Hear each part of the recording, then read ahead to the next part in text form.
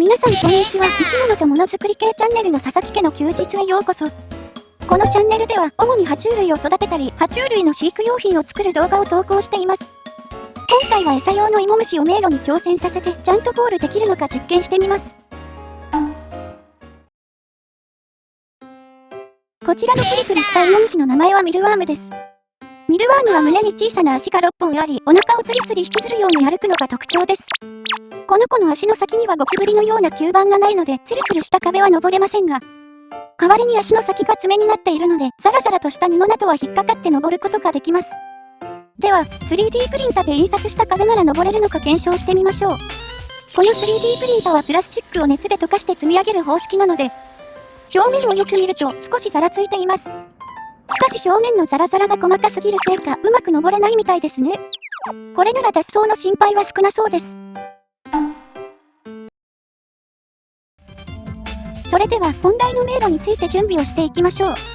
完成しました。ミルワーム用迷路試作1号です。右上のスタート地点から左下のゴールまで1本だけ正しいルートがあるシンプルな迷路にしました。もちろん、ミルワームに迷路のクリア条件は伝わらないので餌を用意してゴール地点に置きます。ミルワームの基本の餌である小麦の外皮に、動物性タンパク質で食いつきの良い鯉の餌を砕いて少々混ぜ合わせます。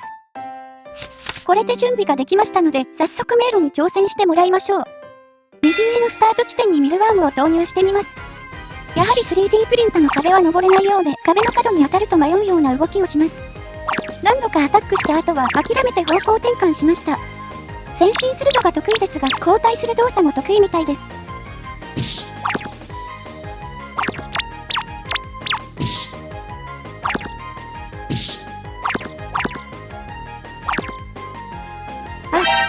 壁の高さが足りなかったのか乗り越えてしまいました。そっちはスタート地点なのでやり直しですね。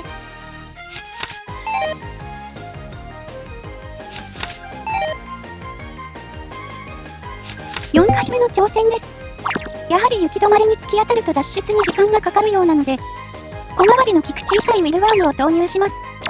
小さいミルワームがスタート地点でじっとしている間に大きなミルワームが動き始めました。交代と方向転換を駆使して器用に進んでいきます。行き止まりを避けて正規ルートに戻ってきました。失敗したルートを覚えて回避は考えにくいのですが、不思議な動きをしていますね。と思ったら壁の角の部分にうまくフィットして動けなくなってしまいました。惜しいですが、これもやり直しですね。おっと。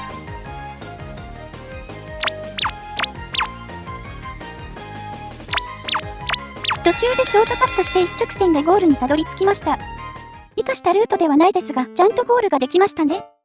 ただちょっと時間がかかりすぎるので、もう少しスピード感が欲しいところです。完成しました。ミルワーム用迷路試作2号です。今度は試作1号より通路の幅を広げて、大きいミルワームでも方向転換を簡単にできるようにしました。また、壁の高さを 10mm から 15mm へ増やして、ショートカット対策もバッチリです。さらに、迷路の攻略ルートも複数用意して難易度を下げています。今回もゴールに鯉の餌を設置してスタートです。今度は最初から大小2匹のミルワームに競ってもらいます。先に飛び出たのは小さいミルワーム、そのすぐ後ろに大きなミルワームが続きます。小さいミルワームはその体を生かして小回りよくスイスイ進んでいます。大きいミルワームは速度自慢なのか、小さいミルワームを一気に追い越しました。ただ行き止まりに弱いのは相変わらずで、その間に小さいミルワームが順調に進んでいきます。大きいミルワームが自分の体を支えにして 15mm の壁を強引に乗り越えてきました。一気にルート変更をして小さいミルワームを追いかけます。しかし小さいミルワームは迷わず順調に進んで、1番にゴールしました。大きいミルワームはその後、なぜか違う方向へ進み始めます。今回は小さいミルワームがゆっくりと着実に進んだことで勝利しましたが、大きなミルワームの速度もなかなかだったので、最速を求めて何度かチャレンジさせてみたいですね。といった感じで、今回はミルワームに迷路を攻略させてみた様子をお届けしました。